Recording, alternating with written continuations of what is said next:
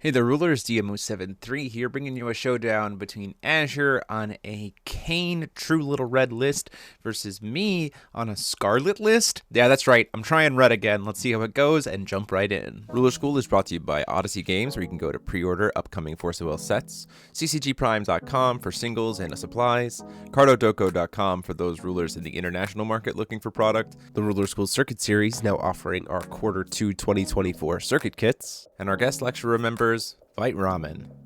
Class is in session.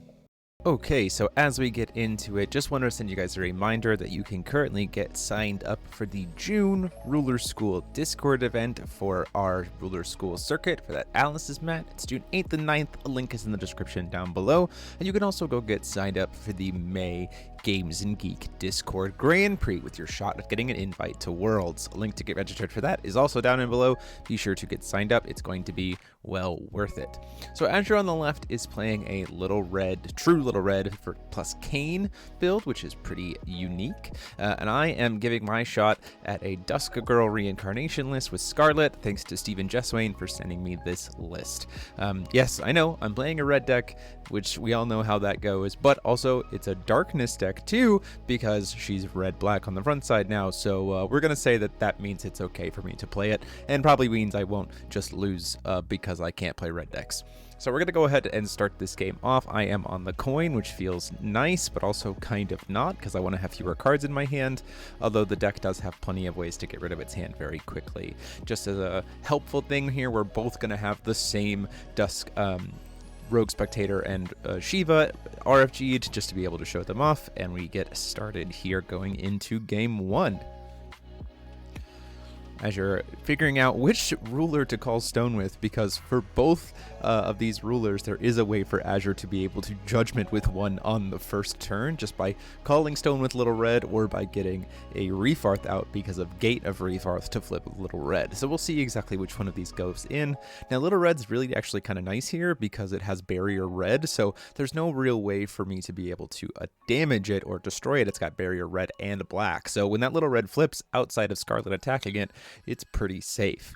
Down comes that first Gate of Refarth, going to get us a Refarth out here, and this sets us up for being able to do judgment immediately for little red. One thing to note too also is that if there is true stones that come out here, that means that I pretty much have to either pop the true stones before, or pop the gate before I can do anything, or accept that I need to only reincarnate Scarlet so that she has stats to survive a stat neg, or use the 0 cost regalia to pump her up so that she can survive through the stat neg. So we have a Death Scythe and a Horn, which is a strong start. This will give me a potential +8 on my turn when I swing in with little red.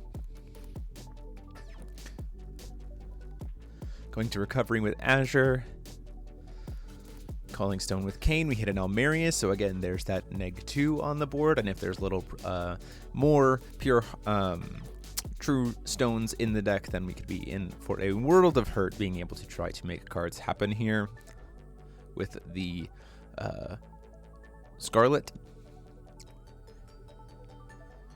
Do see another pay 2 after paying 12 for Bandolier to get those counters. We see a second Gate of Refarth.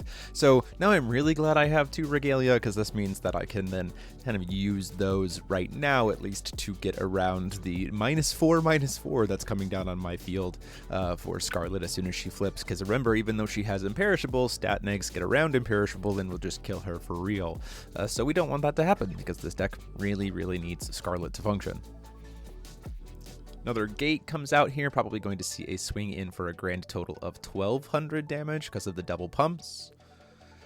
Do you see that swing?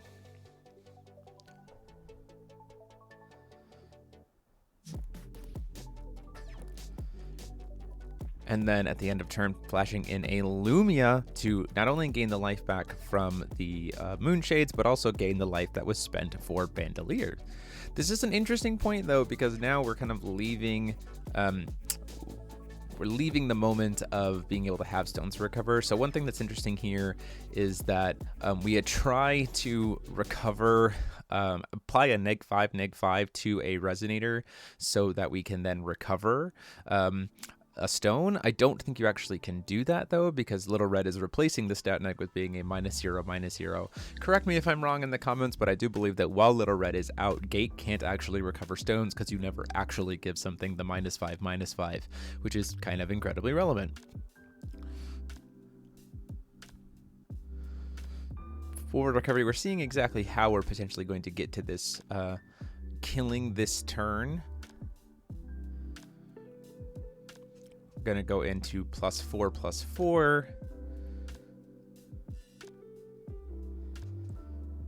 Using a Raging Messiah to then apply a burn. Ooh, using the Richelieu to RFG to apply a hitting Azure in the face for 800.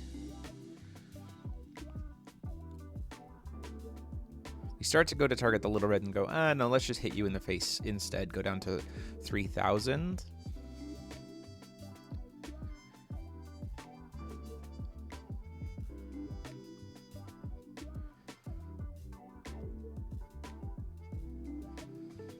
We're going to go ahead and ping ourselves 200 here to pitch the Raging Messiah, so the next damage that is ideal to something my opponent controls is doubled.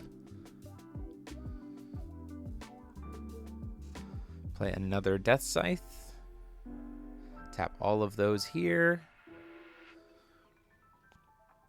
So now I have a total of 5 pumps. Discarding our whole hand, we'll do a last Secret Sword to try to do 1,000 damage to Azure.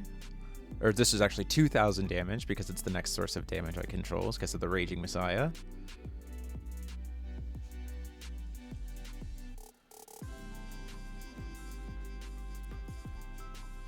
And then flipping over, looking at exactly how Scarlet works. So sequencing wise here, this is not a bad spot for us to be. We have +10/+10, which is then -4/-4, so +6/+6, hitting for 16. I'm going to be able to buy back one of these.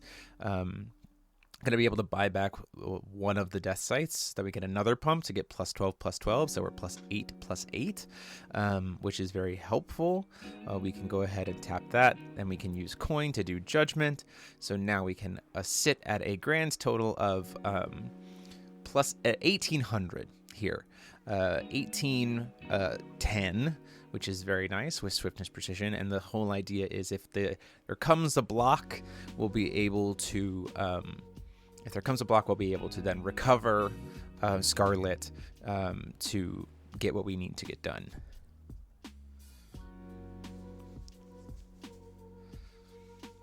Go in for the swing, block with the Little Red, and I say that's fine. We banish both of the refires. This was me doing bad math. So each of these refires is going to give that Lumia +8/+8.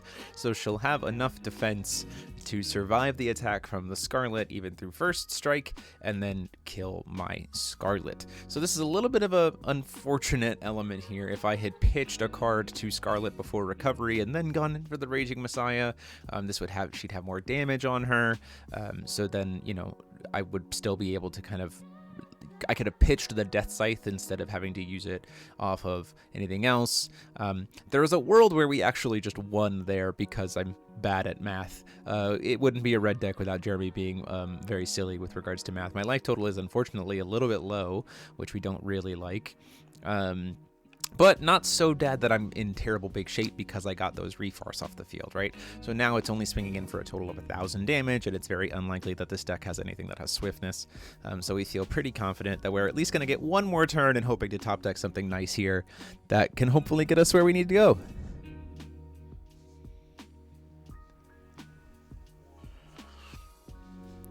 Azure looking through the options here, knowing that paying life into these Moonshades doesn't feel super great, potentially deciding whether or not to just Judgment the Cain and kind of maybe be aggressive that way. Can burn a counter to be able to give him swiftness.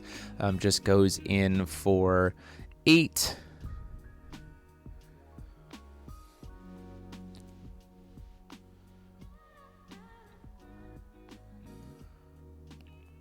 Move to recovery. Get to draw 2 cards thanks to the ability of the extension rule. Before recovery, we're going to pitch the Nyarlathotep to inheritance. So if Nyarlathotep deals damage this turn, it's dealt to something else. And then use the discard ability by paying 2 to ping the Lumia. So that'll do 5 to Azure as well as 5 to the Lumia to get that thing out of the way. And at that point in time, we can tap so that we can survive, attempt to perform Judgment, and crack for red and black. Just get rid of everything. Attempt to perform Judgment using the black, hold priority, and reincarnate into Nyarlathotep. So this is great, because what this means is she'll be coming in as a 17-9, getting a -4/-4, which puts her at a 12-5, which is still enough to survive, and which is exactly what we need here. And it does set us up for having 1 red when the enter effect resolves to be able to use Crimson Flare. Crimson Flare is mainly helpful here just in case there is a quick cast blocker that gets put into play, so then we can use Crimson Flare to make it so that we don't there can't be a blocker, especially because our stats are a little bit lower. So hitting that Crimson Flare here just as a backup precaution, and then probably just going to swing in and see if we've got the line for lethal, knowing full well that if there is a blocker, though, the Nyarlathotep's also going to do the damage to Azure. So it has to be kind of something exactly that's spot removal or something like Light Curtain to be able to stop things, but we'll see what happens here. And again, we have the Crimson Flare just in case. So we're going to go try to attack the little red, knowing that if we can destroy her, we will be able to then recover. Flashes in a Tinkerbell, going down to 3. Doesn't have an enter, well, it does have an enter effect, but nothing else has happened this turn, so we say, yeah, that's fine, you are tapped out. I think we're good here. No response with Crimson Flare. Let's see what happens.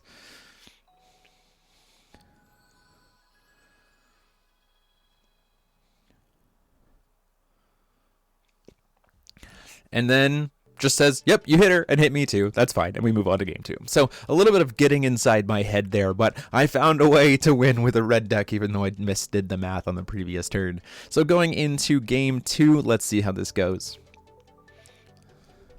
Taking the coin for Azure is represented by that Ragnarok stone, just because that's what we kind of had on hand.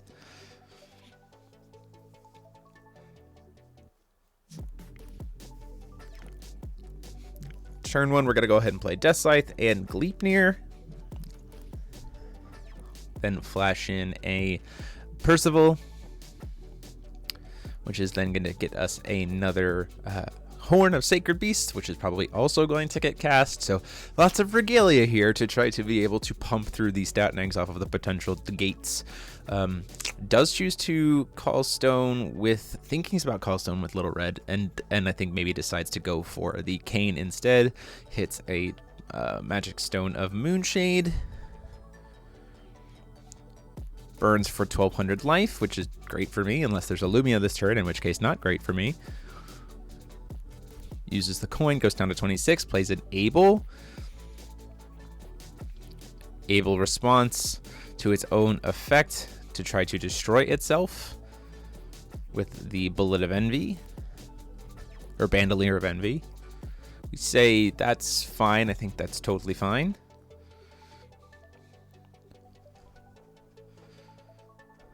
Just kind of checking exactly how we're going to, when exactly we need to interact with this Percival here.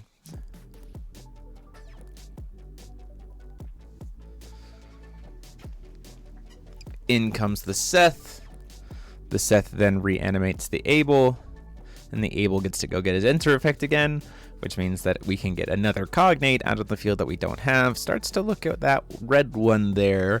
Ultimately, though, I think is probably going to grab the best Cognate in the game to be able to search for off of Able, just pure value-wise, Alice Zeus Incarnate. So a nice 1-drop, 2-drop, and 3-drop into the body for a grand total of 1 will seems pretty good. And a follow-up of a coin for Gate of Refarth to not be able to pump them all up nicely. And do Judgment of Little Red. In response, though, we're going to the cast, we're going to go ahead and banish the Percival just to get the Able off of the field before the stat pump from Refarth would make it so we can't burn it to get it off of the field. And out comes Little Red.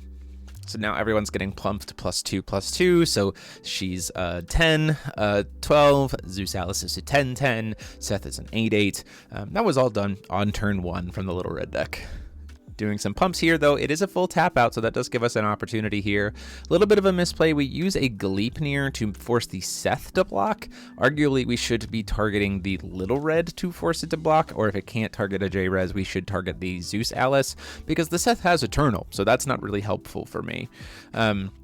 So we start by pitching the Nyarlathotep to be able to have that extra mode, and then use the Chivalry's Tears to be able to burn the Little Red or the Zeus Alice for some damage. Nyarlathotep is then going to get to do the same kind of Order Judgment kind of line here. This is where, again, we're not under a stat neg right now, which is pretty helpful. So there's a world where we just get to do a ton of damage right now, especially with Azure being at only 18. Like, we potentially go in for lethal here off of this line, thanks to that Zeus Alice. Even with the Seth blocking, it's technically still enough to be able to do lethal. We're currently under 4 total stat pumps, so this is a grand total of 2,300 damage, and we only just have to make connection with something to also hit Azure because of the inheritance effect. But there is the light curtain, so that's going to heal up Azure a little bit here and put us into a pretty bad spot. The reincarnated thing gets destroyed, sets us up for having to try to go for next turn, and we burned all our will and searched for both Crimson Flares, so now we have to try to find a way to empty our hand again in order to be able to Judgment. That's the nice part about the reincarnation, is that you can kind of just keep coming back every single turn thanks to the extension rule, but it is something we're still going to have to contend with while facing whatever this beatdown is that's coming our way. There's a Pure Heart Stone, which is setting us up for a next turn Little Red, the Pure Stone, so the stat neg will be coming down next turn. We're still at a point where if Azure does tap out, and we have a high enough life total that if we can empty our hand again, we might be able to go in for it. So just it goes to swing in for a grand total of 28, because of 1,000, 1,000, and 800 takes me down to 12, and then we just have to sit and wait and hope that we have something to be able to play through on our turn. Top decking something like a Last Secret Sword would be nice, because it would put us in a position of being able to discard our hand. We can tap all the regalia before recovery. We can kind of do the setup there, get rid of our whole hand, do into the Judgment, and go from there. But we'll have to see exactly whether or not I get that opportunity, and if there's a second light curtain in hand, obviously we're just going to have to concede that point at that. Concede the game at that point.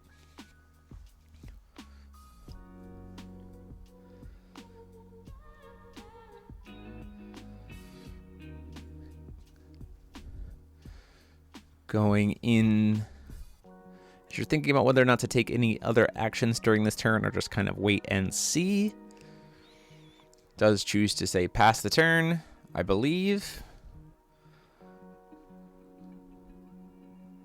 Looking at the buyback of the J ruler, knowing that I'll be able to go in again.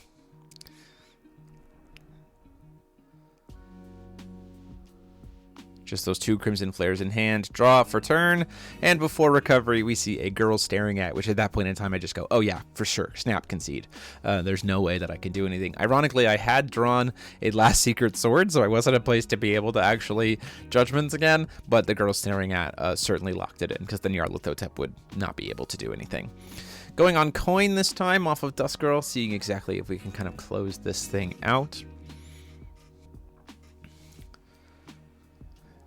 Probably going to try to rely, now that we know that there's a light curtains in the deck, probably potentially going to sit more on burning the face with the reincarnation ability, or with the inheritance ability, just to keep pressure off board, and go from there. We do see a Cain get flipped here, which is an interesting dynamic, because so Cain makes it so you can't call stones and you get 1 free stone per turn, but then if I kill Cain after that's happened, you can then still call stones. So there's a weird pressure that comes with Cain having a partner. That means that killing Cain actually helps serve as pseudo ramp, which is not great. So we're just going to start with a Horn of the Sacred Beast and put out a Percival to try to dig, hitting a Gleipnir, which we're going to then go ahead and cast. And then pass the turn. Now the Cain would be able to spend the will to be able to pop the Percival, which is important, but the Percival can also be used to banish to hit Azure for 200 damage, and that's kind of what we're playing towards here.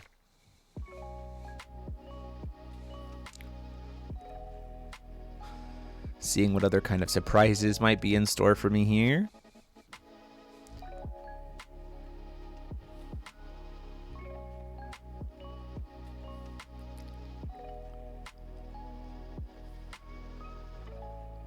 We do know that Azure is playing light curtains. We do know that Azure is playing kind of a base white package.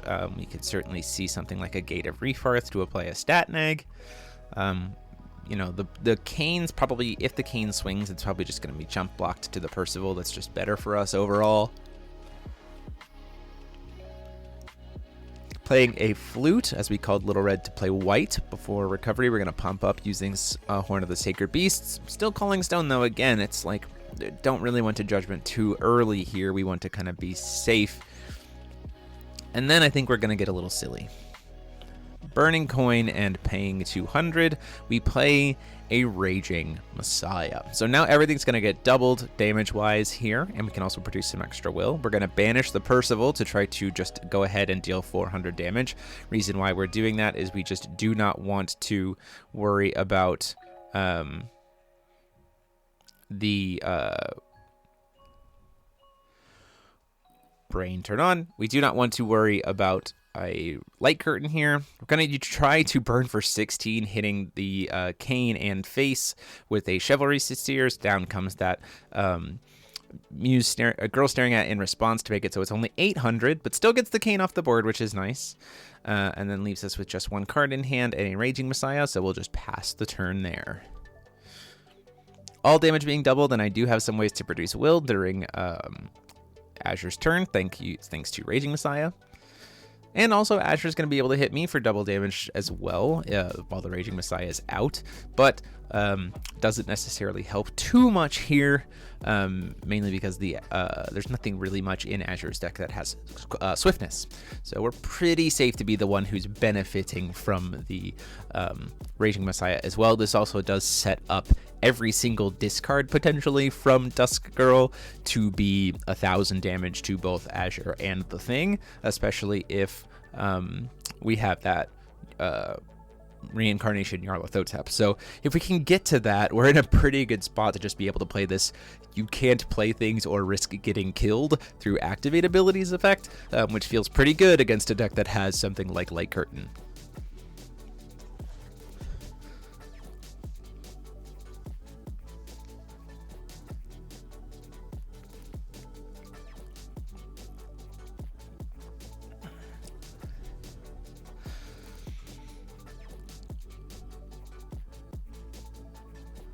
Looking like really just trying to figure out exactly what to do with this 4 will here.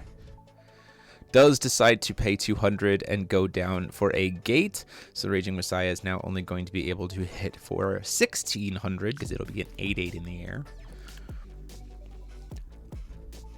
And I imagine we will also see probably another pay of 200 to be able to judgment, or we will probably also see a judgment of Little Red just to put the body out on field. And as expected, out comes the Little Red. Still lives 3 will up to be able to interact. End of the turn, we're going to go ahead and remove a fire card from the graveyard to produce red, so we can flash in a Rogue Spectator, so we have another body that can be able to potentially attack. Draw for turn. Move to recovery. Gonna go ahead and cast this Percival. We catch it in a second that the Percival should immediately die, so that's important to note. Find a Death Scythe. Death Scythe, very good for if we go into that spot removal version with Little Red. We are just gonna go ahead and probably cast it though. We'll catch it here in just a second and say like, oh wait, you're right, I can't have the Percival on field to be able to banish for 4. Call Stone. Look at the top card.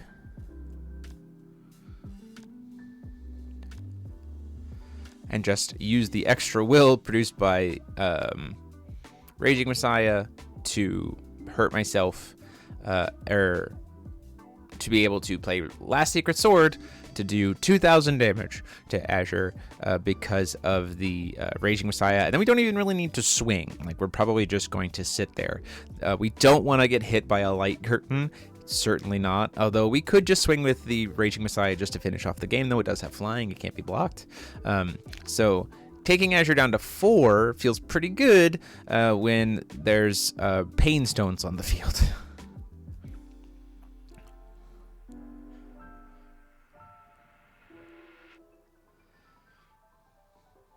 At the end of the turn, we're going to see a Dusk, a Tinkerbell get cast here, which is helpful for Azure as well. These Pain Stones won't allow for much before recovery. Doesn't hit a third Pain Stone, so still less damage here. The Tinkerbell is going to get to deal double damage, though, so it'll gain 2,000 life, so essentially undo the last Secret Sword that came from there. So not a bad play line here. Going to swing in for 10. She doesn't fly, though, so Raging Messiah is going to do its job. Rogue Spectator is going to do its job and probably just block, so that we are in fine shape. Gains the 2,000, thanks to the double damage of Tinkerbell. See, Raging Messiah can help both players. It's pretty nice.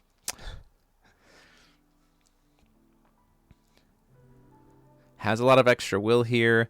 Could think about the world of playing the Replicant Shiva, for sure. Ultimately, though, I think Azure might be sitting kind of waiting to see if there could be more to grab. It would certainly tap out, which means that you wouldn't have necessarily as much to be able to interact with the Replicant, or the reincarnated potential of the Dusk Girl next turn. Double taps before recovery. Having my 2 cards thanks to the null, because my hand was empty the past turn. And we're going to start by moving to combat. The idea here being we're going to try to take Azure down to 800 life. Because there are things on the field that we can target. So the idea is, if a light curtain gets used now, I still have Dusk Girl to be able to flip, right? If this Raging Messiah does get to hit, well, for a grand total of 16, actually, because it's -8, -8, or -2, -2. Now we can just go ahead and call an extra stone, because we kind of bluffed our way to it. So now if a light curtain comes down, we have some ways to respond, and ultimately, we're just going to pass the turn. Down comes a second Tinkerbell here, which is certainly going to be a lot of life gain. Each of those will gain another 2,000 life, but we're kind of okay here, because we just need the light curtain to be out of reach. And then we don't want to have attacked that turn, and we want Dusk Girl to be active. So, do decide to just pass the turn. Azure says that is fine. Go to draw, and before draw, to minimize any kind of options, we're going to go ahead and do full pay into the Chivalry's Tears here, paying the 4 will so that we can target both Tinkerbells and his face, hitting each one for 16. So even if he has some way to gain life himself, we at least get these Tinkerbells off the board, and then we kind of can go from there. And we still have a card at hand and the ability to produce will. So we at least are in a world where if this does get answered, we can still probably, if there's like a girl staring at here, we can at least get one of the Tinkerbells off board, and then we're still not as dead. It's kind of the play line there, but ultimately the hand is just not there for it, and so the burn goes through, and Jeremy finally wins with a red deck. Deck profiles for both lists will be up later this week. Thank you so much for watching, and until next time, this is DMO73 saying class dismissed.